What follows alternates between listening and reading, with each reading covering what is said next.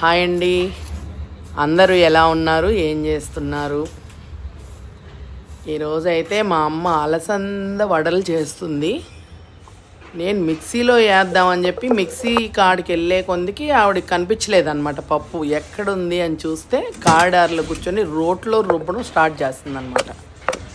ఎందుకు మా రోట్లో రుబ్బుతున్నావు అని అన్నా. ఇంకా ఇది మరీ మెదగాల్సినంత అవసరం లేదు, ఒక్క ముక్క రుబ్బితే చాలు. ఇక్కడ రోల్ ఉంది కాబట్టి ఇంకా అలా రోట్లో రుబ్బుతున్నాను అంటుందన్నమాట. ముందుగా పప్పు నానబెట్టేసుకోవాలి. ఒక 1 or 2 hours పప్పు నానిపోయిన తర్వాత కొద్దిగా పచ్చిమిర్చి, అల్లము, 4 వెల్లుల్లి, కొద్దిగా సాల్ట్ వేసి పప్పు వేసి రుబ్బేసి పక్కన పెట్టుకోవాలండి. తర్వాత మళ్ళీ ఇంకా రుబ్బడం స్టార్ట్ చేసిందనమాట. మిక్సీలో వేస్తానంటే కూడా వద్దని రుబ్బింది. అయిపోయిన తర్వాత అందులో ఉల్లిపాయలు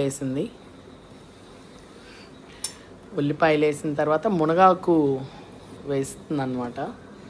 మనకు ఏ ఆకులు అవైలబిలిటీ ఉంటే ఆ ఆకులన్నీ వేసుకోవచ్చండి. కరివేపాకు, పుదీనా, పాలకూర అలాంటివన్నీ వేసుకోవచ్చు. మనకైతే ఇంకా మునగాకు అవైలబిలిటీ ఉండింది, మునగాకు ఉంది ఇంట్లో. సో మా అమ్మ మునగాకు వేసి ఉల్లిపాయలు వేసి ఇంకంతా రుబ్బి అలా కలుపుకుంటుందన్నమాట. ఇవి బొబ్బర్లు అంటే మన మినప్పప్పు కన్నా తర్వాత పచ్చనిపప్పు గారెల కన్నా ఈ బొబ్బర్లు అంటే ఇటు సైడ్ విజయవాడ సైడ్ అంతా బొబ్బర్లు అంటారు, మా సైడ్ ఏమో అలసందలు అంటారనమాట.